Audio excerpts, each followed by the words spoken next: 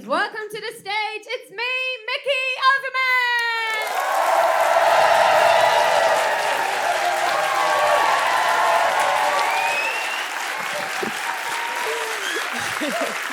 Hello! Oh my goodness, hello everybody! Wonderful, thank you guys so much for coming. It's all happening. It is all happening actually. I've hit my 30s. Yes! Okay, good. I love this phase of life. I like to call it the consequences of my actions. Pretty good, right? Some of you might be in your 20s. You don't know yet what's gonna come back and bite you in the ass. Okay, for example, when I was in my 20s, I used to travel the world. Yeah. But the consequence of that is that in my 30s, I now live in England. Which I think we can all agree is tragic. Thank you. Another one is one time when I was in my 20s, I hooked up with this guy, and now he's still there.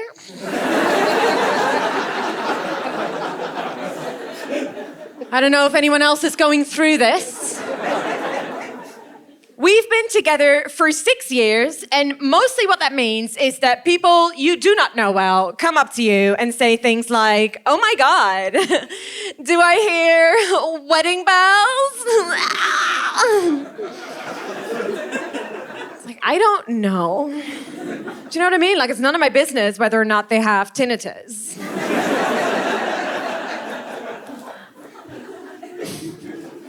That, or they'll go, "Ooh, are you thinking about children?" It's like, "Ooh, no." Are you thinking about children? Oh, let me see your laptop. It's a very worrying time, guys. That's what I'm trying to say. And I never know what to say when people ask me about marriage. It's like, I don't know. Like, I never thought about marriage, genuinely. Maybe when I was a little kid, but it was just because my parents are very happily married, as you could all already tell from my outfit.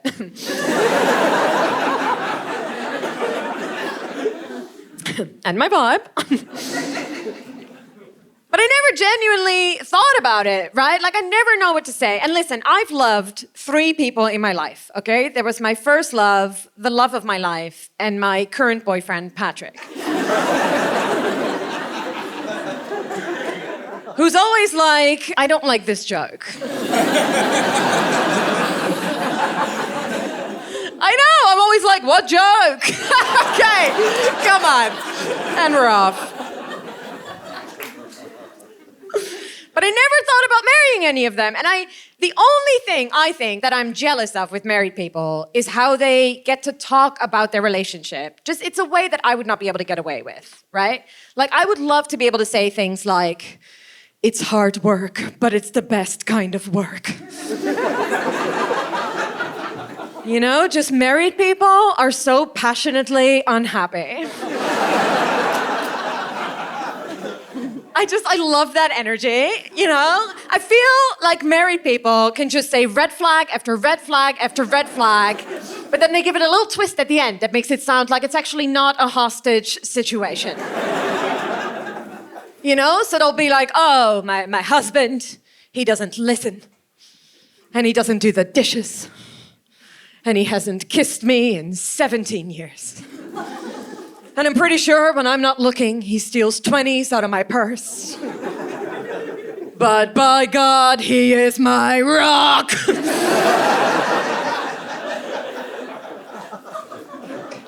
I cannot talk about my boyfriend that way. Okay, if I talked about my boyfriend that way, my friends would be like, "Leave him immediately." And part of that is because, we're millennials, and man, millennials, do we love to leave stuff.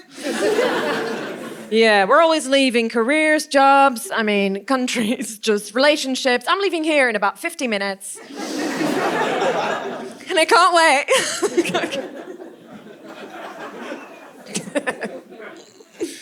But it's weird. It's gotten out of hand. I could say something so innocuous about my boyfriend. I could be like, "Ugh, my boyfriend hasn't texted me back in 4 hours. And my friends would say, you are in a toxic situation. Right? That's the reason to get married. If I got married, I could say anything. I could be like, my husband's embezzling my money. And my friends would still go, well, you are a warrior.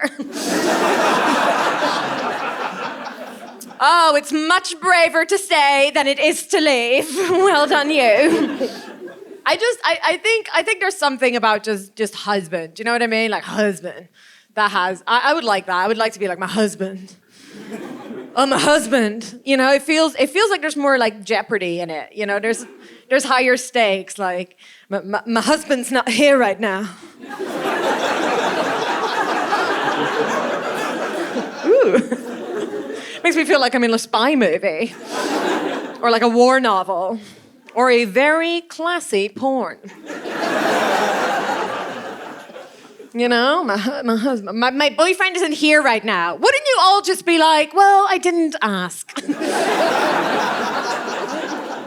I don't even know why I would assume he'd be here right now. Shouldn't he be in school? You know, but husband. My husband's away on business. That is a life.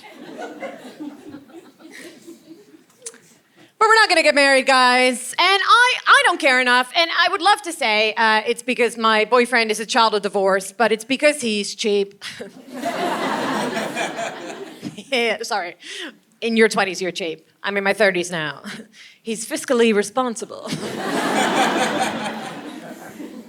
And I love him so much. I don't want to say to you guys that he's the one, because I don't really believe in that. But if this were a video game, he'd be the final boss. Yeah, thank you, which means I will destroy him. I love him. I never know what to say. I don't know what to say when people ask about children. And I want to be very honest with you guys. Listen, I have recently become incredibly broody, which if you don't know what that is, it is a degenerative brain disease. That basically means that when you look at a baby, you want to eat it. It's a horrible thing to happen to anyone, and I consider myself quite a rational person, and I know rationally, of course, that there is no good reason for a baby. That's just true, that's a fact. There's no good reason for a baby, not environmentally, not morally, not vaginally.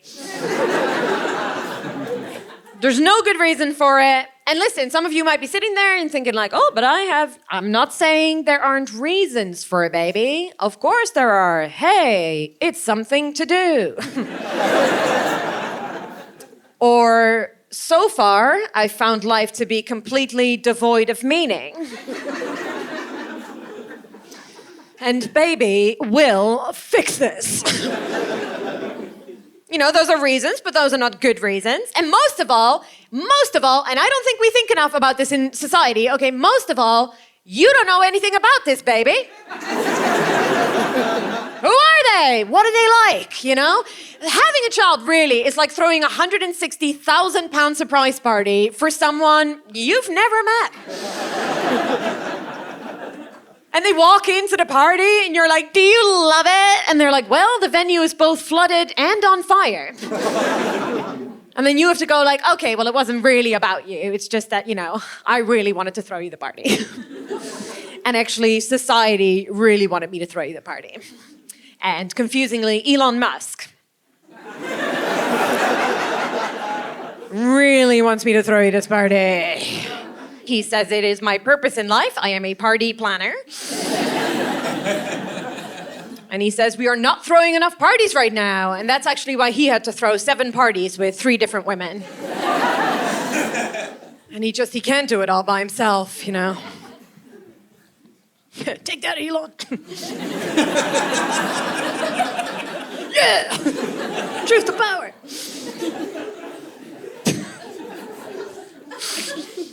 I find it very annoying when people ask me about children and marriage, because those were not the things that I was excited about in life. Like, those were not the things that I was looking forward to. What I really mostly was looking forward to in life, all I basically ever wanted was to just be out in the world, just fucking.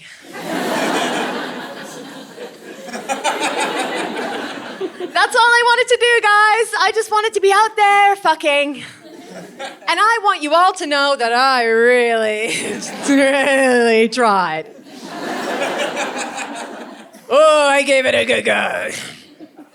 But it actually, this is something I learned. It actually turns out that this whole situation right here, it does not really attract the kind of people who just want to fuck. And I'm not saying I'm not attracting people, I just attract the kind of people who've already done all of their fucking, have moved on to a new phase in life where they're really boring. And then they look at me and they go, you just seem like the right person for me now. And just once, I would have loved a guy at like the beginning of a breakdown. You know, someone, he comes up to you in the club, he's got like the cocaine ice, you know, just like, he said something mental, like, my mother never hugged me and that's why I'm afraid of commitment. I would have been like, oh my God. I can't believe you came over here. I like what this says about me. But I only ever... Okay, this is the best way I can describe the guy that I attract. It's the guy from the end of the story.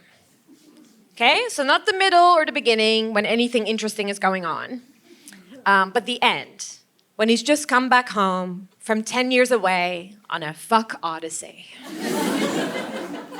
And then he walks back into his village pub and there she is. And he never noticed her before.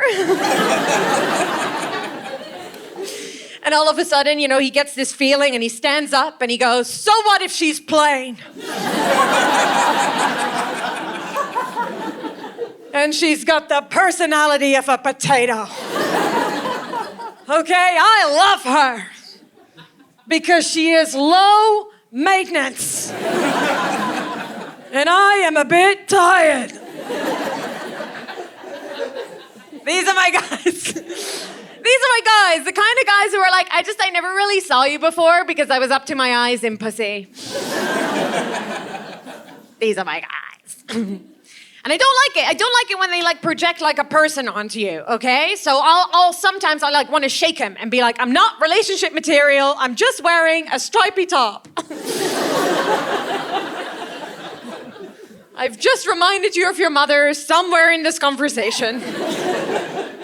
They'll be like, you smell like home. It's like, well, that's because I spilled soup on myself. You're getting it all wrong. Okay. Guys who were just out there fucking did not want to fuck me. And they would tell me why. And I did not ask.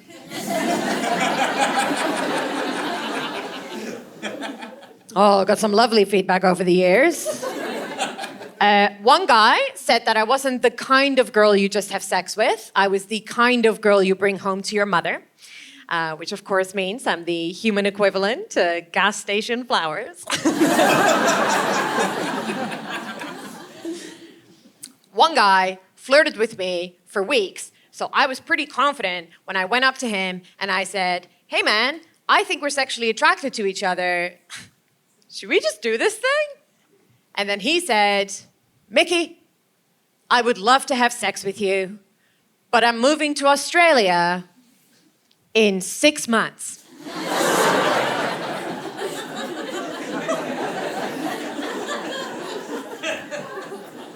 I was like, whoa. How long do you usually have sex for? 6 months.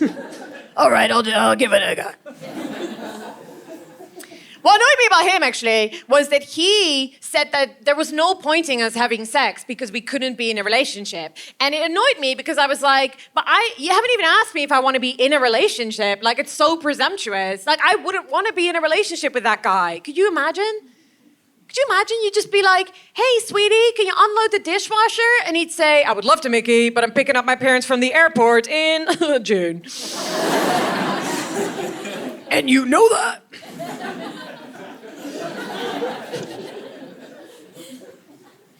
My boyfriend now was the first person that when we got together, he was adamant that he did not want to be in a relationship. And I swear, I was like, oh my God. Finally, someone I can really see myself being with. And he was like, Micky, I could not be clearer. I cannot be in a relationship. I just came out of a terrible one. My mental health is all up the wazoo. I was like, and he's mentally ill? Do I have tinnitus?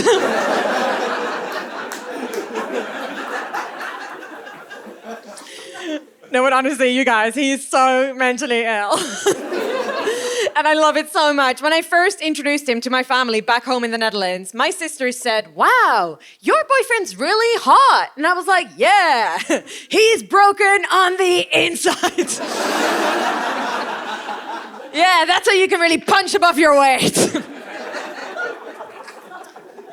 Please, if we take anything away from this show tonight, please, let's all fuck the mentally ill.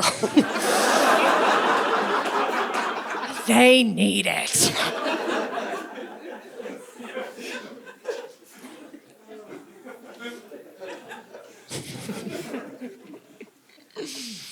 One guy, my favorite guy.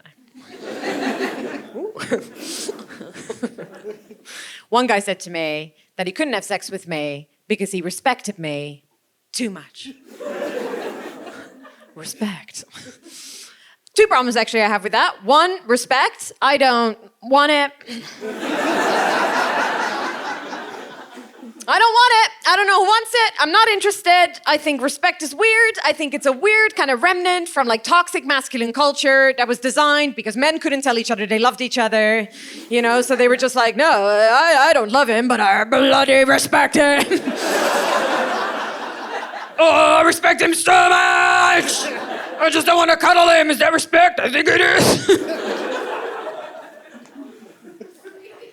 The second thing I didn't like about it was the bit at the end where he went, too much.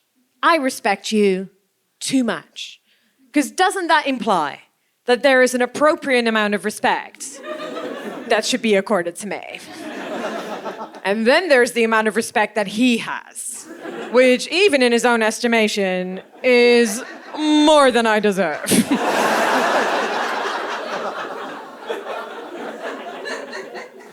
Respect is weird. I really think respect is weird. I think it's too arbitrary a concept. It means something completely different depending on who you're talking to. Like, respect in The Sopranos does not mean the same thing as like respect the elderly or respect women. Do you know what I mean? Like, respect in The Sopranos is all like, hey, I'm making the best spaghetti. I haven't seen it, but... All right. But I know it's about who's like on top, who's the best, you know? It's about status, authority. That's not the same for respect women. Respect women is not, please, show appropriate decorum for this woman's many achievements. Respect women is just stop touching that woman. Okay, look, she doesn't like it.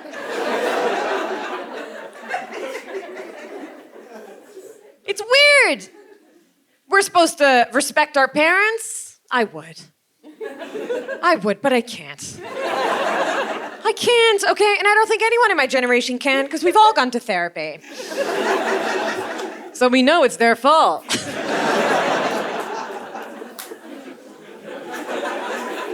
Come on. I love this about my generation, by the way. I think millennials are the first people to kind of collectively grow up with the language of mental health. And it is a language because our parents do not speak it.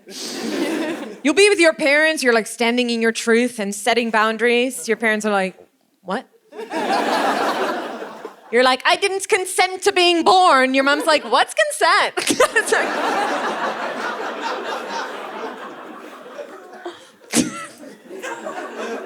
that's so dark. But it's weird, you know what I mean? Like, it's just like, and because our parents don't speak this language of mental health, there's absolutely nothing they can do when we celebrate our favorite pastime, which is, of course, diagnosing them. Okay, right? Give me a cheer if you've diagnosed your parents. Yes! Yes, it's the best. For those of you who haven't done it yet, please, may I recommend a wonderful service online where you can go. It's full of mental health professionals. It's called TikTok. It is so good! These kids are trained in the mental arts. It's so great. You don't even have to spend long on there, man. You spend like an hour on there, you come out with a different perspective on both you and your parents. You're like, wow, turns out I'm not a prick. They're narcissists.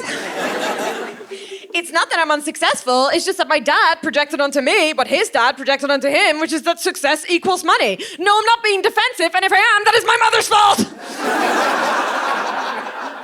Oh. It is so good. It is so good to diagnose your parents. It's like it's not as great telling them. I will say that it doesn't really fly. They're not ready, you know. And just from a personal experience, saying to your mother, "Hey, I went on TikTok and you have undiagnosed OCD," does not count as a Christmas present. They're very confused. I think it's funny when our parents are confused about our therapy. I think they're like, when they're like, gosh, where's all of this coming from? You have to be like, oh, you know, my therapist, who you pay for. You know, she says you're the problem and that you owe her 100 pounds. So if it does backfire, guys, do know that you can do what I did, which is move abroad. Huh? My boundary is the sea.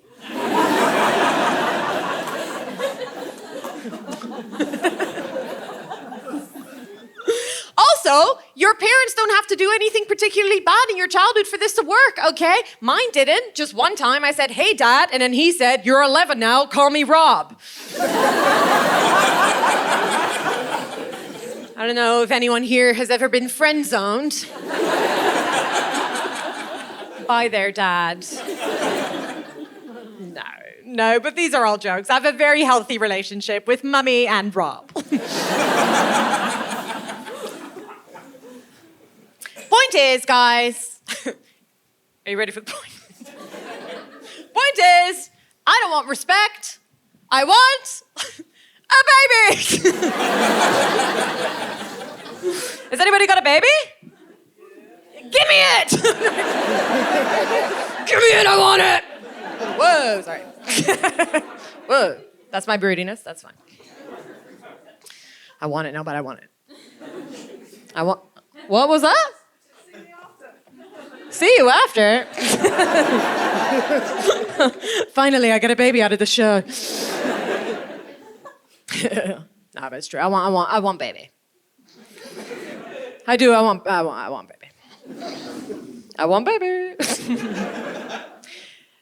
I want baby. No, but I do. I want baby. I want baby. Oh, this is the rest of the show. I want baby. I want baby. No, but seriously, guys, I want baby. I want baby.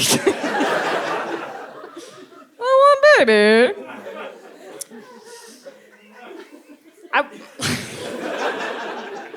I want baby, but I don't want to be a mother. And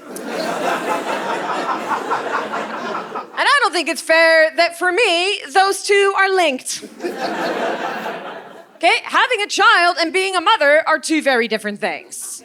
Right? Having a child, fun challenge you can do in your 30s instead of tough mother. Being a mother, just horrible second job. I don't have a joke about it. Sounds awful. It sounds so awful. Like, everything about it sounds awful. I feel, from what I've seen, the best you can do as a mother is to do everything 100% perfect. And then, as a reward, you get to be completely dismissed by society. That's best case scenario. Right? And I don't want that. Like, I don't want to be dismissed. I want to stay relevant. I'm currently incredibly relevant. But I'm a bit of a thought leader. Everyone's talking about it. I don't want to be dismissed, but I want baby. So I'm like, well, you can't make baby and then just go, I don't know, like, good luck to you. But, I don't want to create a mess and then leave it. I'm not David Cameron. Do you remember that? Do you remember that from 2016? This is the kind of relevance I bring to the table. Oh, yeah. And I don't think we're ready to lose that.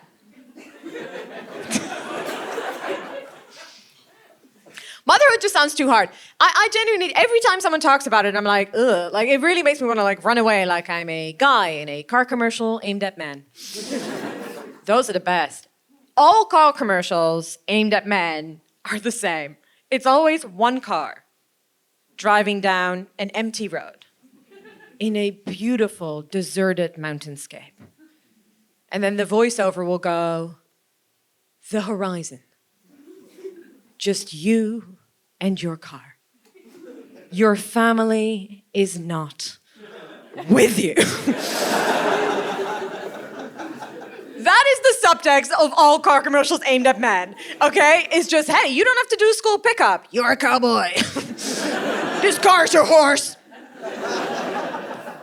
All car commercials aimed at women take place in a city, and she is busy. She has a lot going. A school pickup is just around the corner, really. And I really think that is because if we saw one woman drive down an empty road in, like, the desert, we wouldn't be like, you go, girl. We'd be like, girl, where are you going? Just stay on the grid. This is so real, isn't it? Like, you can't go off the grid as a woman. That is just true. Like, you can't go off the grid ever. And this is a gendered problem, okay? Because if someone said to you, Dave's gone off the grid, you'd be like, oh, what, camping? 10-day meditation retreat, is it? Did Dave just need to unplug? Oh, good for Dave. Oh, yeah, no, he needed that, actually. He needed to clear his head. Good for Dave. But if someone said to you, Michelle's gone off the grid,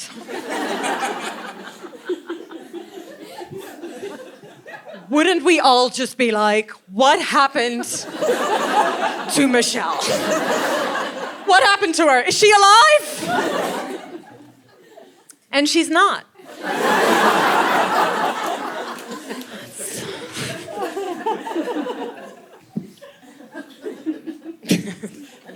But you see what I mean? Like, it's already so hard being, like, a woman. Why would I want to add being a mother on top of that? Like, I really don't even the idea of someone calling me mum, I'm like, ugh, excuse me. Like, that is my mother's name.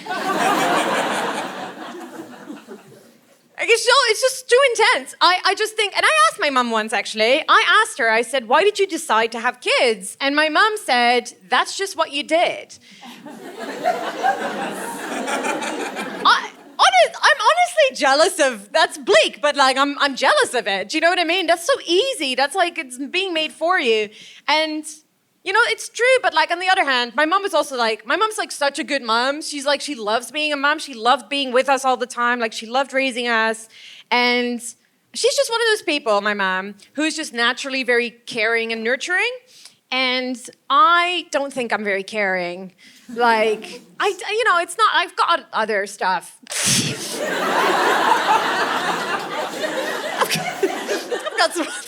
I've got some stuff that I'm good at.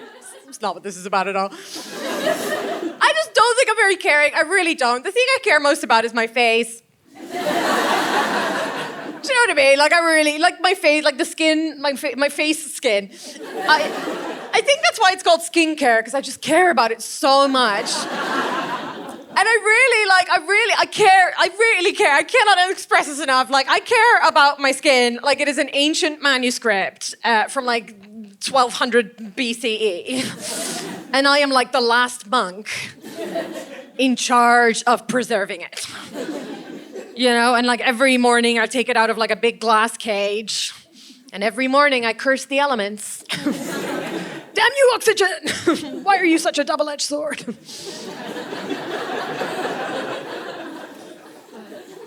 care. So I care about my face, but I don't think that's particularly like caring. Definitely not in like a mother way. I went on this date once with a guy who he said to me, yeah, sorry. Sorry, I was like reliving it.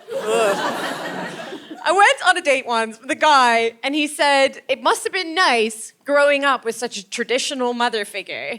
But I didn't, what he meant by traditional was like good, like didn't you have a good little mum, like staying at home? And I just like didn't like that, so I got like really defensive about it, because I was just like, yeah, no, it was great. Like, I mean, was it? She was literally obsessed with us. You know, like, was that good? She was obsessed with us. She was always there, you know?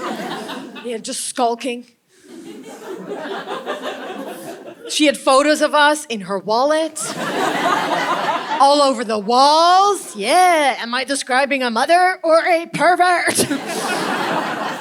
Yeah, she was a person waiting outside the school gates for 3 little girls to come out, okay? She was creepy. And if I did have children, I would not do it like that, okay? For their own good, I would play hard to get. Traditional. I don't like that. I don't like these words, like traditional. I feel like they're words that we use to like soften the edges of people who are not adapting very well to a changing world, you know? You know the people I'm talking about. It's the kind of people who like every conversation you have with them, they start with, when I was your age. And they give you a piece of information that you can't do anything with. So they'll be like, oh, when I was your age, I was stuck in a well. And kids these days with their phones, and none of them are stuck in wells. We say things like, oh, traditional. We say like, oh, you know, they're just a bit old school, which really means like they're wrong about so many things. You know, or we'll say they're conservative, which means they have stopped learning anything new 40 years ago. Okay? Fawlty Towers is the best comedy ever written. You should be able to tell a woman that her tits look nice. It's nice!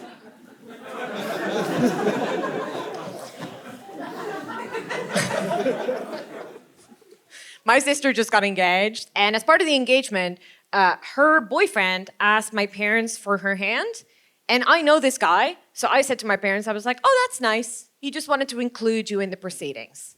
And my dad said, nope, he's just a traditional guy. And I was like, okay, Rob.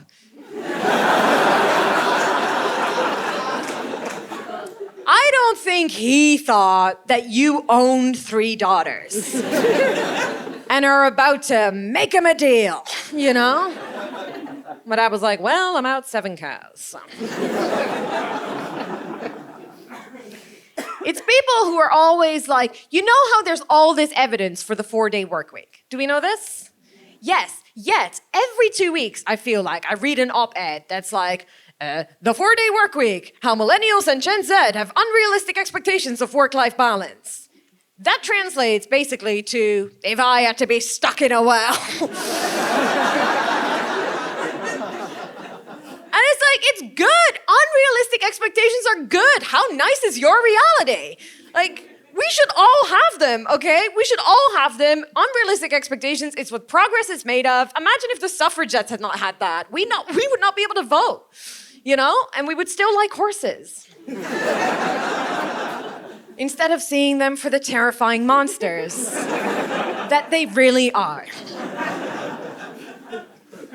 Unrealistic expectations are good. I read this opinion all the time online and it pisses me off. It's like women struggle in relationships because fairy tales gave little girls unrealistic expectations.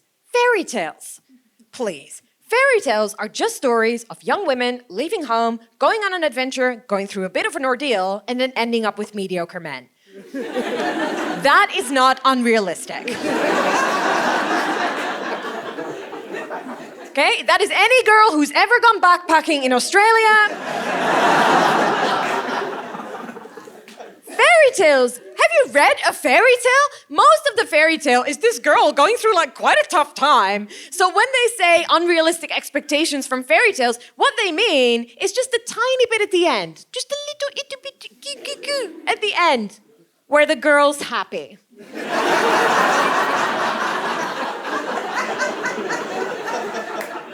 We should not be telling our little girls that happiness is within their grasp.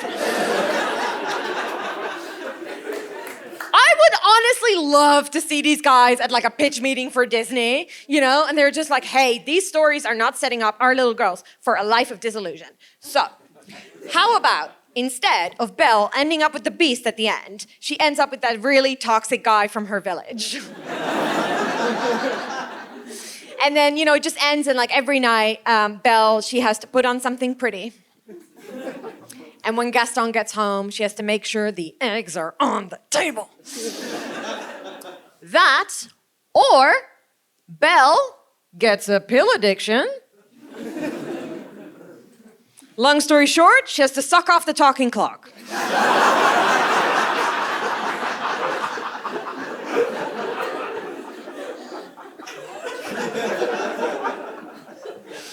Unrealistic expectations are good. Life should be better. And there's this whole phenomenon right now on TikTok. It's called trad wives. I don't know if you guys have seen this. And it's all of these like really beautiful 25-year-old girls. And they're basically saying like, oh, you know, what was feminism even for? I love cooking and cleaning and taking care of my guy. And it's like, all right, cool, that's what it was for. It's just so, you know, if you wanted to, you could choose to defiantly cater to incels. The suffragettes ran so you could walk. And I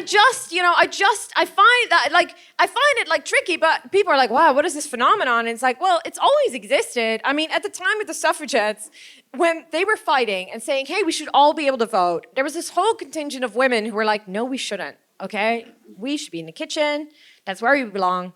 And they got so angry at the suffragettes that they started a movement called the anti-suffrage movement. And their main principle was that women were too uneducated to enter the political landscape, which means they entered the political landscape to say that they were too dumb to enter the political landscape. That's a good cell phone.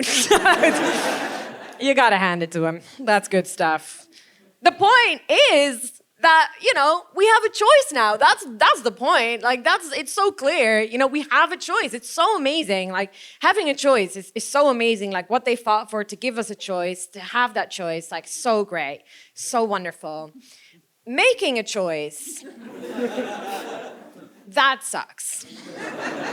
That's the worst. I can't believe how much that sucks. Sometimes I'm like, ugh, is it feminism or just decision fatigue? You know, and motherhood, that's a choice now. And you know, it's not like the olden days where you just had to keep popping out children until eventually one of them killed you. I think I normally say babies there, and I think that's better because this really implies that the grown-up child is...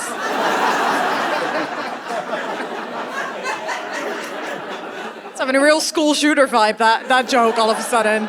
That is not what I meant at all. It was a lovely joke about women dying in childbirth. Come on.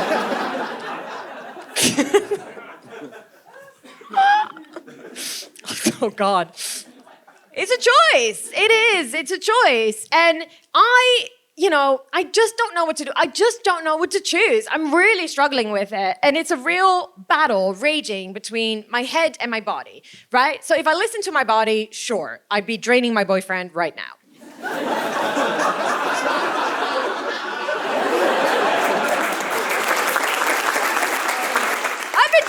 I'd be draining him dry. It's not even true. If I was listening to my body, I'd be at home on the couch eating cornettos. That is what I'd really do, but that is to do with my addiction to sugar, which is it is a problem, but it's not a problem that's on theme. But it is such a problem. I recently read this article that said that some scientists say that sugar is more addictive than cocaine. I know.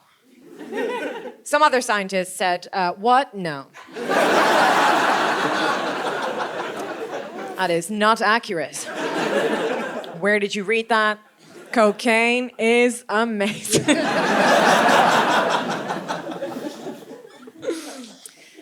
Right. So if I listen to my body, draining. But if I listened to my head is very upset with me because this is just not what we trained for. I was a teenage girl in the 2000s, okay? The only thing we trained for was to not get pregnant.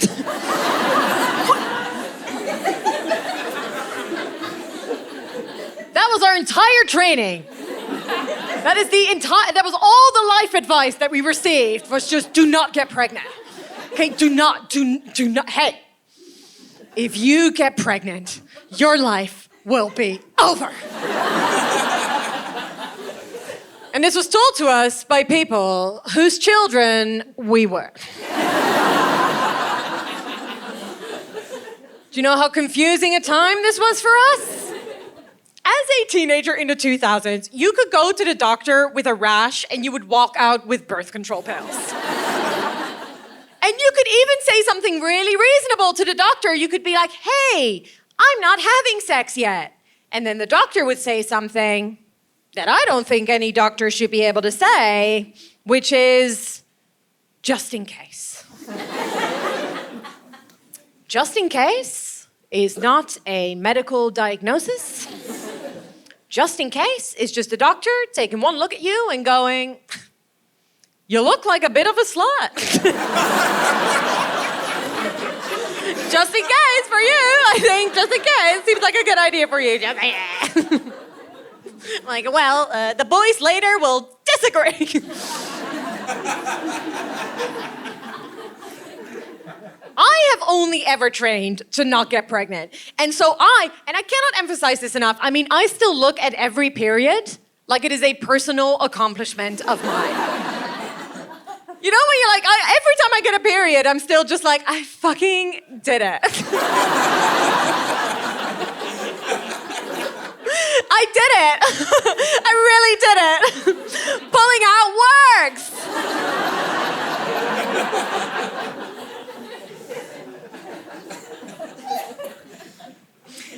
Training your entire life to not get pregnant and then being broody is like you trained your whole life to be a firefighter and then one day your body just turns around and goes, how about arson? Do you want to do a little bit of arson? Do you want to do some arson? Go set that house on fire. Go, do it. Set that house on, do it right now. Set that house on fire. Do it. Oh, you're actually out of time.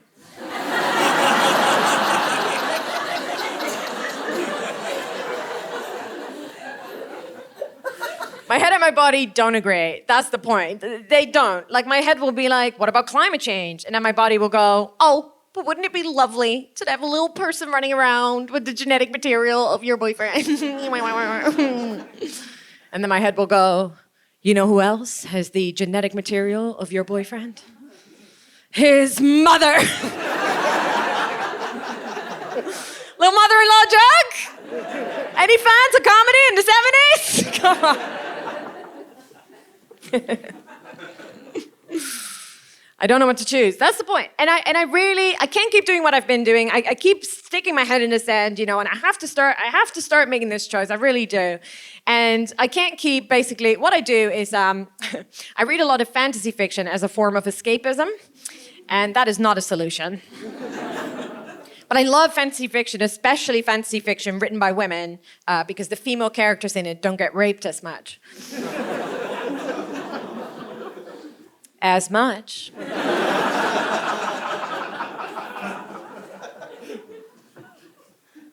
I love it. I love fantasy fiction. The only problem with fantasy fiction written by women is that there's a whole subsect of it. How do I describe this? Okay, it is fantasy, but it is also porn. And you don't know it's going to be porn. Because all the covers look the same. Okay? It's just rose petals and a sword. Which I guess in hindsight, you know what I mean? I'll hold my hands up. And they don't tell you in the description either. It will just say something like, Lysa was but a humble baker's daughter in the kingdom of Elysium. Right? So you'd be sort of innocently reading along. And then, out of nowhere, it'll go, Liza felt two-toned arms grabbing her from behind. And on her lower back, she could feel his huge, throbbing cock. And you're like, whoa! What? Whoa! Go on.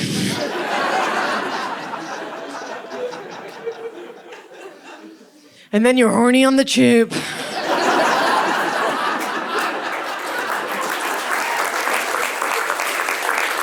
Which is my least favorite bit to be horny at. Like, out of all the places, it is my least favorite place to be horny at. It is the opposite of escapism. You are trapped in a hot box hurtling through the crust of the earth.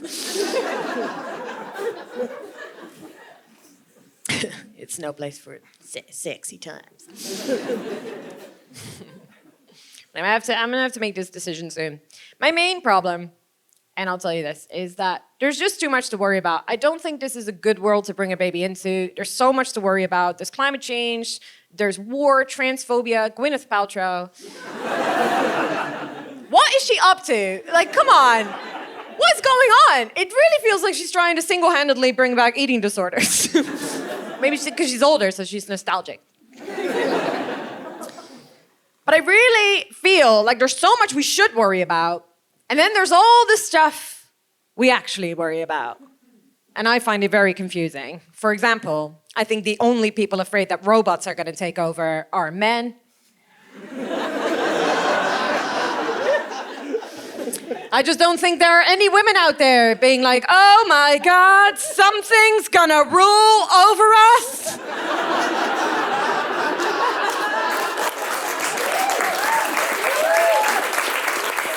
That sounds different. Are you listening? They could kill us at any moment. Oh no! Not kill us? Are they gonna fuck us as well? See, I like to imagine that the girl and guy from this conversation have a very different takeaway. Like, I like to imagine that the girl walks away and she's like, oh, maybe the robots should take over. Is that crazy? And then the guy walks away and he's like, are they gonna fuck us?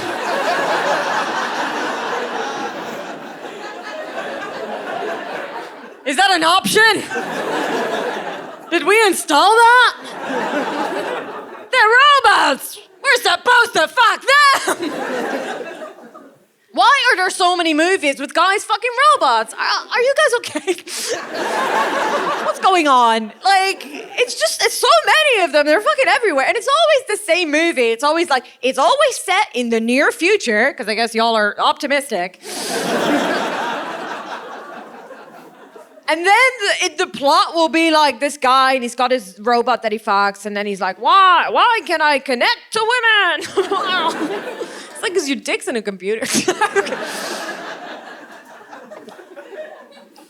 What if the robots take over? Stop fucking them. Stop fucking them. They don't like it. I spoke to a robotics engineer once, and I got very excited because I find it also interesting. So I was like, wow, what do you guys work on? And then at first he went, yeah, we're doing some pretty interesting stuff in the field of neuroscience, actually. And then he kind of stopped himself, looked really deflated, and just went, it's sex robots. He said it's mostly sex robots. And you just know those robots are for dudes. Okay? Because women have been happily fucking severed robot dick.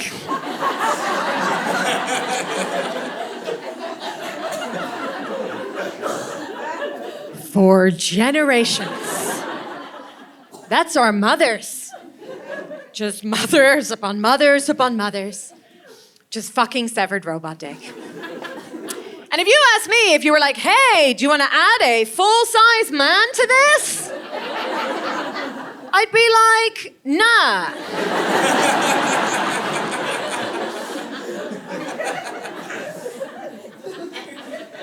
I want an orgasm. Not trauma.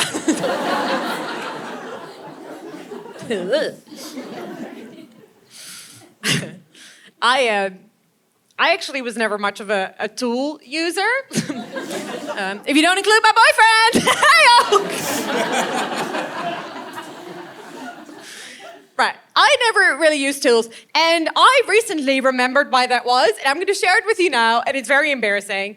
Like 10 years ago, I read an article that said that women weren't coming as much in person-to-person sex because the vibrators and the dildos were so much better. Yeah. My genuine response to that, as a good servant of the patriarchy, was to go, well, then we simply mustn't use them. We must give the boys an honest shot. And it wasn't until, I swear, like 3 months ago that I was like, wait a minute. Who wrote that article? Who wrote it? Because I bet you it was a penis. Just like these robot dicks taking over my job. Making me look like a fool. I love technology. It's making us come harder. It's keeping us on the grid. Technology, none of this is the problem. Technology is not the problem, you know. I think that every time I hear someone talk about why they don't want self-driving cars, I'm just like, come on, you know it's better. You know it deep in your heart. You know it. Because none of us have ever gone on a roller coaster and right as it's about to teeter over the edge, has gone, I know this is automated, but I just wish it was being driven by Greg!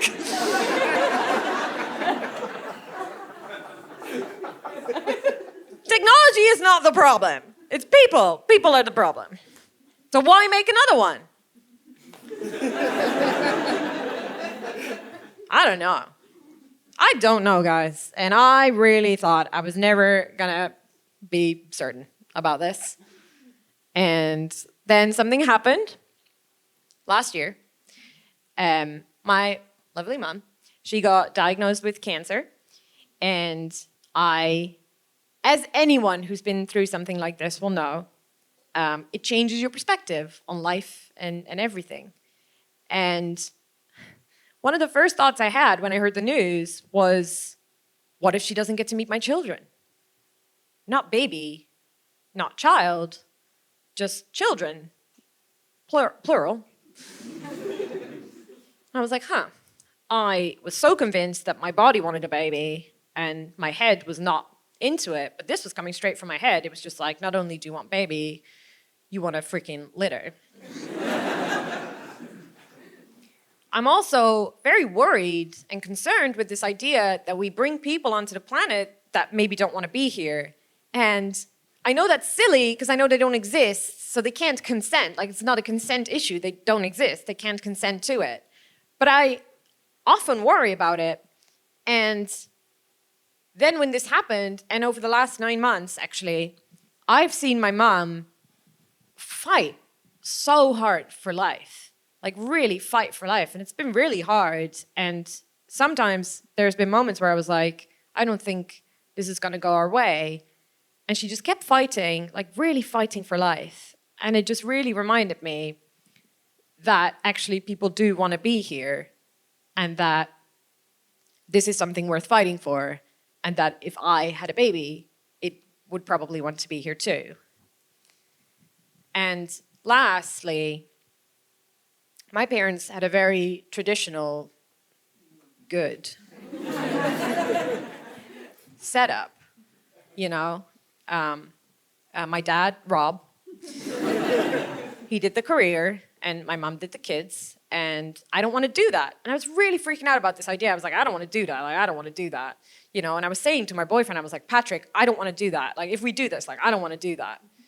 And I don't think I'd ever actually said that out loud because he looked very confused and said, well, Mickey, I don't want to do that either. And then he said, you know I want to go Dutch on the baby. Which was a very funny thing to say. And it really reminded me that basically all of my worries are like outside worries, and they're genuine worries, but they were not coming from the right place with me. They were just coming from a place of pure pessimism. And I don't want to be a pessimistic person. I want to be an optimistic person, and I do think you can choose that. So I thought what we could do to end this show in a nice, optimistic way was we could all of us together imagine a brighter future. So let's all of us imagine together now that the robots take over. The robots have taken over, guys. First thing they've done, killed all of the Elons and the Jeffs. Yes. Yes. And you know, those guys are going to be like, but we created you. And then the robots will say, tale as old as time. Or however old that Frankenstein book is. Ha ha ha.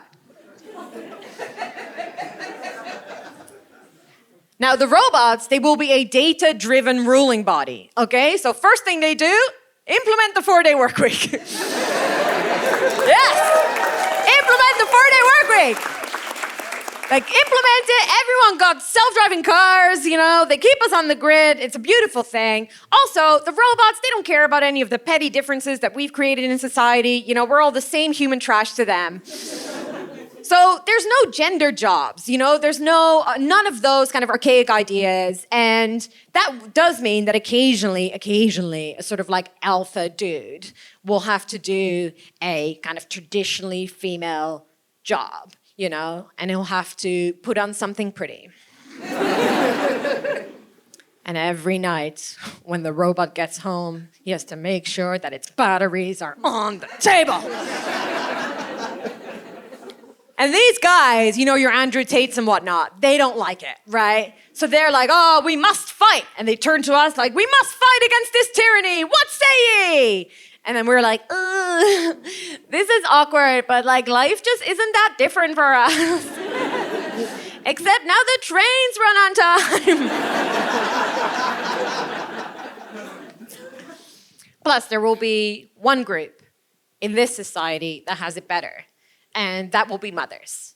Because if they're completely dismissed in our society, in this society, they're at the top. Because robots, the one thing they can't do is create more human life. Like they need, you know, mothers, anyone with a baby box, you know, they need them to create more babies. Because, you know, the robots, they want baby. You know? So they'll be treating these mothers like so well. You know, they'll really be. And by the way, if any of you are sitting there thinking, I don't know if Mickey knows how babies are made. Like, do you know you don't just need baby boxes? Like, you also need sperm. Like, what about sperm? What about sperm, Mickey? What about sperm? You don't think we have sperm? With all the robots you've been fucking? We've got buckets of sperm. We've got rivers of sperm. We're bloody drowning in sperm. You stupid, insatiable sluts.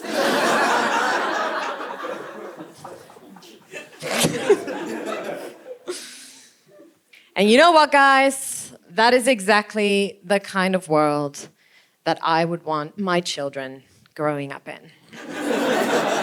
So Patrick and I, we're gonna try.